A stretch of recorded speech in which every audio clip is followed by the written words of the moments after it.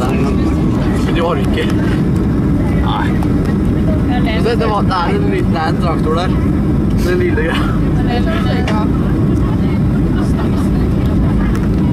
På Norge hvordan de vandrer.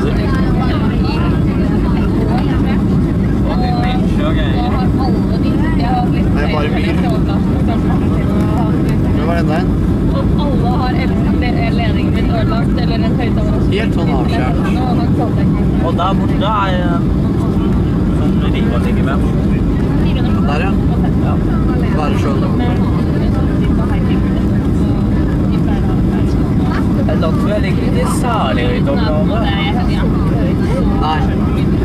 Det er nesten... Hva skjer hvis... Jeg vet ikke om det er verre enn Nederland. Hva skjer hvis havet stiger med 60 meter? 60 meter.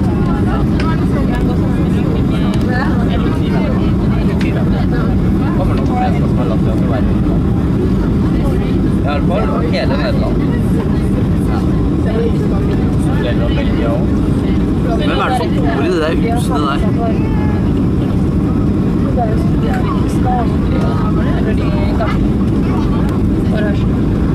Skjer det svært tårn?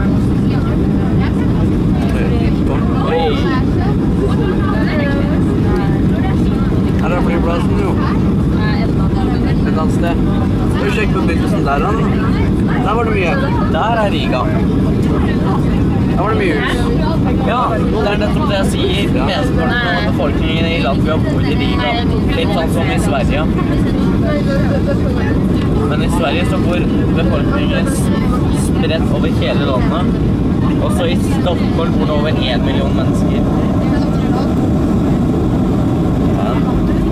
Touchdown!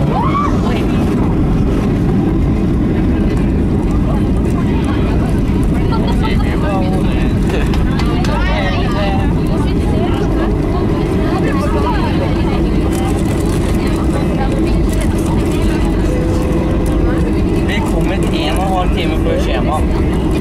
Nei, jeg gjør ikke det. Ja, da må vi sitte her 1,5 timer lenger. Det er bare...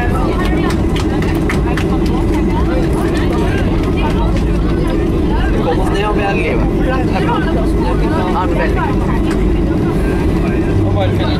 Så kommer Riga. It is like saying something minūtes pēcpusdienā. Jūs droši vien vēl brīvotami uzpaliecāt vietās un neatsprādzēt drošības jūtas. Gaisa zīme pēcprādzēties ar drošības jūtām tiks izslēgta. Izkāpjot lūdzu vēlreiz pārskatīt savu bagāžu, lai neko neaizmirst mašīnas salonā. Pateicamies par lidojumu un priecāsimies iesaistīties avio kompānija Baltika arī turpmākajiem lidojumiem. Novēlam jums jauka diena un priecīgs lidojums uz redzēšanos. Ladies and gentlemen, welcome to